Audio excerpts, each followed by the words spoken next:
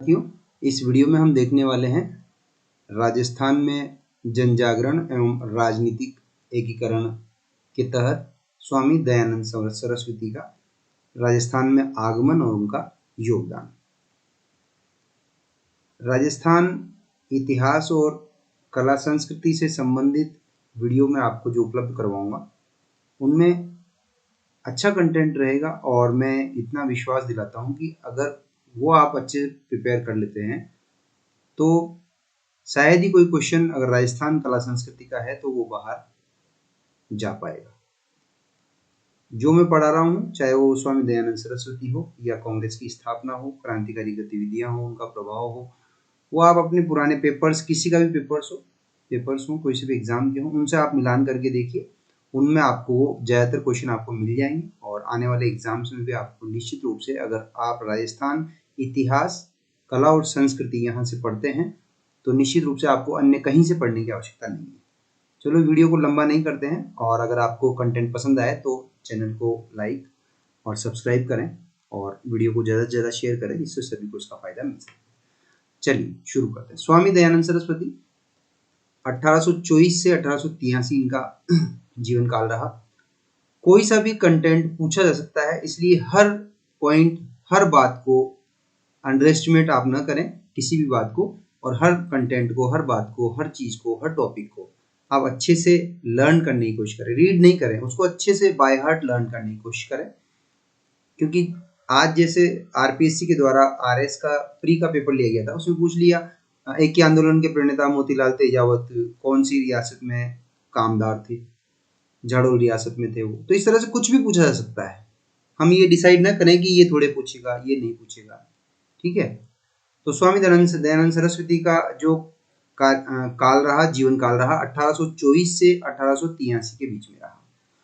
दूसरी बात मैं बताना चाहूंगा, अगर हिस्ट्री में आपको कोई चीज याद नहीं रहती है तो आप उसको किसी से रिसेंबल करके याद करने की कोशिश कीजिए, ठीक है। जैसे आप देखिए 1885 में कांग्रेस की स्थापना हुई थी, तो उससे 2 साल पहले इनकी मृत्यु हो गई 1883 में। इस तरह से आप कोरिलेट करके जब याद करेंगे तो आपको फैक्ट याद रह जाएंगे। तो 1824 से 1883 में इनका समय रहा। मूलशंकर इनके बचपन का नाम था और इनका जन्म 1824 में हुआ, गुजरात में मोरवी रियासत में टंकारा गांव में। एक ब्राह्मण परिवार में इनका जन्म हुआ और इनको सबसे पहले दयानंद सरस्वती नाम स्वामी पूर्णानंद ने दिया। उसके बाद स्वामी विरजानंद ने 1860 में मथुरा में वेदों का ज्ञान इन्हें प्रदान किया। तो वेदों की शिक्षा इन्होंने, वेदों का ज्ञान इन्होंने स्वामी विरजानंद से लिया 1860 में मथुरा से। तो इस दृष्टि से देखिए मथुरा बहुत महत्वपूर्ण हो जाता है, 1860 महत्वपूर्ण होता है। स्वामी विरजानंद, स्वामी पूर्णानंद ने इन्हें सबसे पहले स्वामी दयानंद सरस्वती या दयानंद सरस्वती नाम दिया। और आर्य समाज की स्थापना इन्होंने 10 अप्रैल 1875 को, इन्होंने वैदिक धर्म और संस्कृति की पुनर्स्थापना के लिए इन्होंने 10 अप्रैल 1875 को बंबई में आर्य समाज की स्थापना की। ध्यान रखिएगा, बंबई में इन्होंने आर्य समाज की स्थापना की।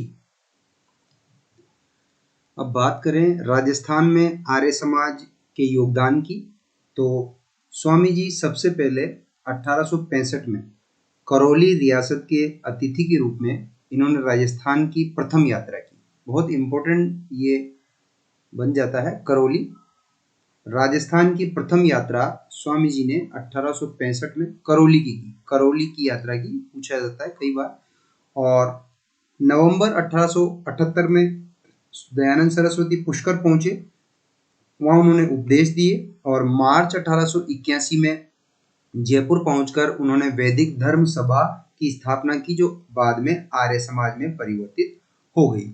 तो अगर हम बात करें कि आर्य समाज की स्थापना राजस्थान में सबसे पहले कहाँ हुई, तो 13 फरवरी 1881 को अजमेर में सर्वप्रथम राजस्थान में आर्य समाज की स्थापना हुई, 13 फरवरी 1881 को।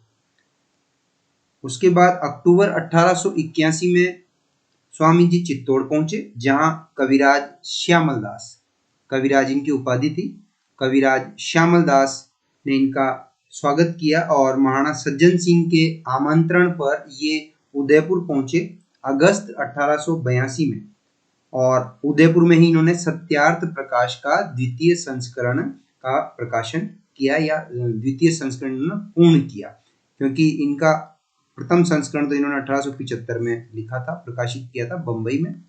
तो द्वितीय संस्करण इन्होंने उदयपुर में अगस्त 1882 में, जब महाराणा सज्जन सिंह के आमंत्रण पर पहुंचे, तब किया। तो ध्यान रखिएगा, पूछा जा सकता है जब स्वामी दयानंद सरस्वती उदयपुर पहुंचे तो उस समय उदयपुर में शासक कौन था, तो महाराणा सज्जन सिंह थे। उसके बाद देखिए महत्वपूर्ण बात आती है कि 27 फरवरी 1883 को स्वामी जी ने उदयपुर में स्वामी जी के मार्गदर्शन में, सानिध्य में परोपकारी सभा की स्थापना हुई। परोपकारी सभा 27 फरवरी 1883 उदयपुर, और महाराजा या महाराणा सज्जन सिंह को इसका सभापति बनाया गया। बाद में ये परोपकारिणी सभा या परोपकारी सभा अजमेर स्थानांतरित हो गई। तो देखिए बहुत महत्वपूर्ण हो जाता है, पूछा जा सकता है कि परोपकारी सभा की का अध्यक्ष या सभापति किसे बनाया गया, तो महाराणा सज्जन सिंह को बनाया गया। बहुत महत्वपूर्ण है। स्थापना स्वामी जी के निर्देशन में, मार्गदर्शन में हुई, लेकिन सभापति इसका बनाया गया महाराणा सज्जन सिंह को, और बाद में परोपकारिणी सभा अजमेर स्थानांतरित हो गई। तो ये तो बात हुई स्वामी दयानंद सरस्वती के उदयपुर प्रवास की। उसके बाद मार्च 1883 में स्वामी दयानंद सरस्वती पहुंचते हैं जोधपुर, और उस समय वहां पर शासक थे महाराजा जसवंत सिंह द्वितीय। जोधपुर में आर्य समाज की स्थापना 1883 में हुई। देखिए प्रश्न जब आता है उसको ध्यान से समझना है। राजस्थान में आर्य समाज की स्थापना सबसे पहले कहाँ हुई, तो अजमेर में हुई। जोधपुर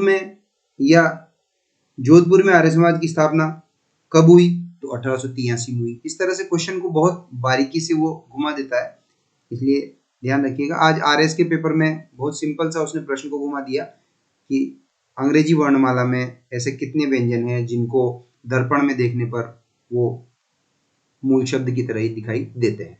तो देखिए यहाँ पर व्यंजन जो शब्द था वो गेम चेंजिंग था, क्योंकि स्टूडेंट्स ने उसको समझा नहीं और टोटल काउंट कर लिए, तो उसमें ए, आई, ओ, यू ये आने ही नहीं थे। ठीक है, इस तरह से उनका सारा आंसर रॉन्ग हो गया।